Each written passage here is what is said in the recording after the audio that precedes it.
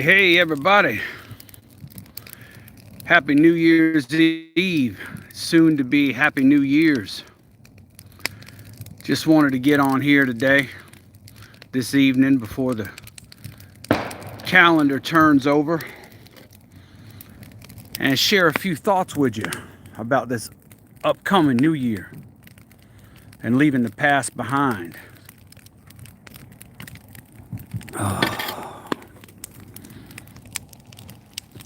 I'm sitting here by the fire.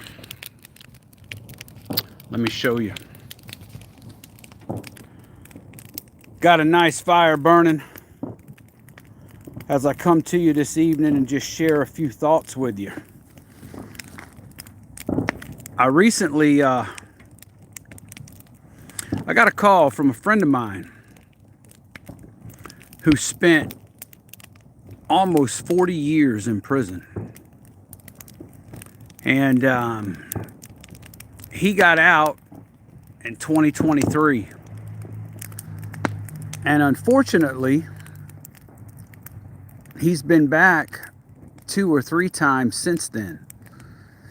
You would think somebody spending 37 years in prison would get out and would be happy to be out and would appreciate the opportunity that they were given.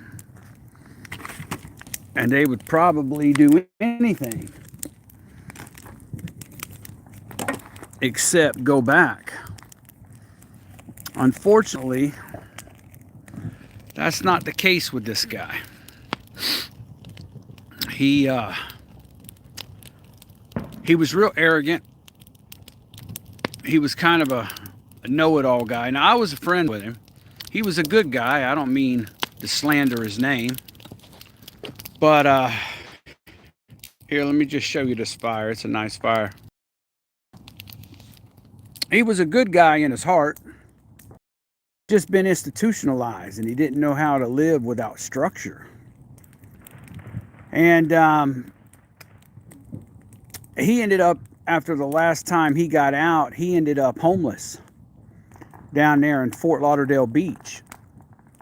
And to support himself, instead of going and trying to get a job or trying to do something to turn his life around, he was shoplifting. And every once in a while, he'd borrow somebody's phone. And he'd call me. As I say, we were friends. But it got to the point that I tried to give him advice. I tried to give him counsel about doing the right thing since he was out of prison. And he just wouldn't listen. Every time I tried to talk to him, he was, "Oh, I know, man. I know. And he was doing petty crimes. And I told him, I said, "Man, it ain't going to be long and you're going to be back in prison, man." And he said, "Oh, no, man, I'm too good, man. I'm too good to get caught." Well, about 2 weeks later, I got a call from the Broward County Jail asking if I would accept a call from an inmate. And I accepted the call, and it was my buddy on the other end. And I said, "Well, imagine this." And he said, "Man, I'm so sorry, man." He says, "I really just want to turn my life around." He said, "Man, I've come to the end of myself. I'm at rock bottom." He said, "Will you please help me?" And being as he was my friend, I said, "Yeah, man." I said, "I'll help you. You can come here to my house and I'll help you get established and turn your life around." I said, "But there can't be no drinking. There can't be no drugging. There can't be no stealing. There can't be any of that. I'm not going to put up with it. If you are serious about turning your life around and going forward, then I will be serious about helping you." And of course, he was in the county jail and he was, yeah, man, no problem. So I told him, I said, "Give me a call when you get out." So he got out about 2 weeks later and he called me. And I went down there and I picked him up on the side of the road. I'm in Hollywood, Florida, down there on the beach. There was a diner, a 24-hour diner, and he was sitting in there, and I picked him up. I brought him back across Alligator Alley. It was about a 2.5 hour drive for me each way. I brought him back to the house, and I got a little RV that I use as my office, but there was a bedroom in there. And I told him, and tomorrow we would start to turn things around. I made him an appointment to get his driver's license. And that day came, and we went down. We got his driver's license. We got him his birth certificate. I helped him with a resume, and I was taking him around to different business owners that I know, trying to help him get a job. And one guy called me. He had just got hired on as the general manager of a restaurant. And he said, "If your buddy's still looking for work, man," he said, "I'll hire him." I said, "I appreciate that, man." I took him down there to the restaurant. They didn't worry about his criminal record. They opened up the door for him wide open. They didn't ask him about why he had been to prison. They didn't ask him about any of that. He had an opportunity to get a fresh start. Nobody was holding judgment against him. Nobody was holding his past against him. He had the opportunity to turn everything around. He had a place to live. I wasn't charging him no rent. He had got up on his feet a little bit as far as getting his identification documents. I helped him open up a bank account. I even made a little deposit in the bank account for him so that he could generate a bank statement and be able to take his statement in on the first of the month and be able to prove residence and all that kind of stuff. And no sooner had he got the job, we had been invited over on Christmas Day over to my dad's house. And he had invited us over for Christmas dinner. And my dad handed him $50 for Christmas. He said, "Merry Christmas, man." And he was kind of shocked and humbled. He hadn't received a Christmas gift in almost 40 years. Now, it was just $50, but to him, man, it was like $1 million, because nobody had ever really got him a Christmas gift before. And the next day, December 26th, we were going to go down there, and I'm going to fill out the HR paperwork at the job. I took him to Walmart. I got him some black pants. I got him some restaurant shoes. Got him all the stuff he needed to get started. And that night, he told me he was going out for a little bit, that he would be back. And I sat there in my office and I worked on some things on his behalf. And it was a few hours later, and I heard somebody come riding up on the bicycle, and they crashed into the RV. And he opened up the door, and he come through the door, and he was stumbling. And man, he reeked like alcohol. And I told him, I said, "Man, are you high or drunk?" He said, "Man, I'm high as a kite, man." I said, "Well, you got to pack your stuff and go, man." I said, I told him, I said, "You know that was the rule. If you get high or if you get drunk one time, you're out." And he had already, he had been staying with me about 3 weeks. And the first week he was here, he went off with a neighbor, and he was getting high. And when he come back, he told me about it. He said, "Man, I'm really sorry. I slipped up." I said, "Okay." I said, "Well, I appreciate your honesty." I said, "We're going to move forward." I said, "But you can't do that no more, man."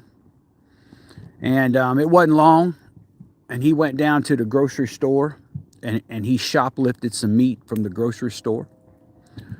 And I found out about it, and I went down to the grocery store with the meat, and I paid for it. It was almost on $100 worth of steaks. So he had already got high once. He had already been shoplifted, and then he showed up drunk. And I told him, I said, man, you got to go. I said, this is another bridge you have burnt to the ground.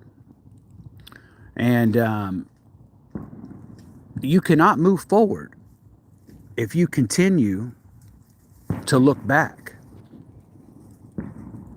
And that's kind of what I want to talk to y'all about here with the first of the year. There's a whole lot of people going to make some New Year's resolutions for the new year. It's going to be a new year, new me. Out with the old, in with the new. They're turning over a new leaf. And all those things are well and good. But once you face yourself in a new direction, you cannot turn around and look back. The past holds nothing for you.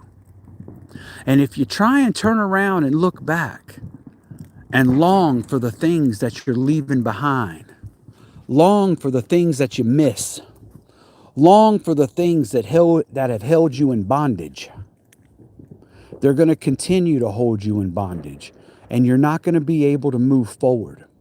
And you know, there's a lot of people that say that you can't change your past. Well, I'm here to tell you that you can change your past. And the way you change your past is by changing your tomorrow. And the way that works is like this. If tomorrow, if you live your life differently than you lived it yesterday, and the next day you continue to make that progress, you continue to make that forward progress, each day you will leave your past further and further behind.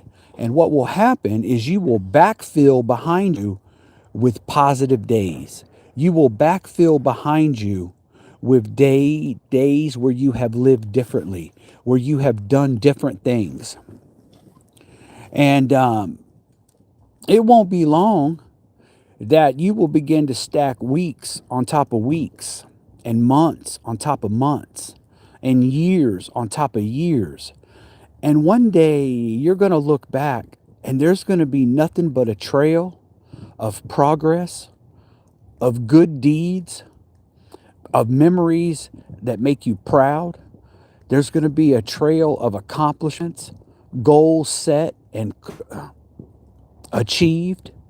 And that's going to be so much different than the past you left behind, where there was a trail of tears and broken hearts and regrets and shattered dreams.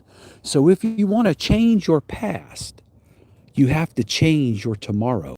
You have to change your today. Once you do that, you will see that you will become a new person, and your life will be different. Your life will be new. But there's no way that can happen as long as you're holding on to your past. Almost every day that this guy was at my house, he wanted to use my phone to call an ex-girlfriend, to call an old friend. And when I wouldn't let him, he would go over to the neighbor's house and he would borrow their phone. So every day as we were trying to make progress, it was one step forward and two steps back. One step forward and two steps back. And eventually, he just collapsed within himself. If you're going to move forward, you have to leave the past behind. You cannot hold on to one and grab for the other. You must abandon your past and take a full leap of faith forward. And that's just my message for you today. I'm not going to carry on too long, but it was just a few thoughts that I was having here on New Year's Eve that I wanted to share with you. And I thank you all for listening and for watching. And I'm just sitting out by the fire tonight. I'm just thinking about the year we're closing out and the year that's upcoming. Give me a second here. I just had something fall out of the fire. All right. And as you're making your goals for the new year, you have to put action steps behind them goals. If you don't write them goals down and put action steps behind them, then they're not. If you don't give them deadlines, they're just wishes. And I wish for every one of you a happy and a productive new year. And I wish for you all a new life. And I thank you for watching. Happy New Year. Let's go back to the fire. It's so nice.